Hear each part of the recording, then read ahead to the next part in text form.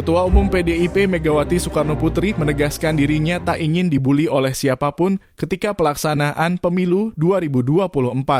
Hal tersebut diungkapkan Megawati dalam acara peringatan hari ulang tahun ke-51 di Sekolah Partai Lenteng Agung, Jakarta Selatan pada hari ini, Rabu 10 Januari 2024. Jangan saya dibully kalau kali ini saya sudah janji kalau dalam kampanye ini saya dibully, kata Megawati. Bahkan Presiden kelima RI ini menegaskan ia telah menyiapkan pengacara untuk menindak orang-orang yang membuli dirinya. Saya udah punya loh yang namanya pengacara-pengacara, saya tepat janji loh, tegas Megawati. Lebih lanjut, Megawati mengaku sebelumnya ia memang cuek jika ada yang membulinya. Namun Megawati menegaskan dirinya telah memberi larangan untuk tidak membulinya saat pemilu.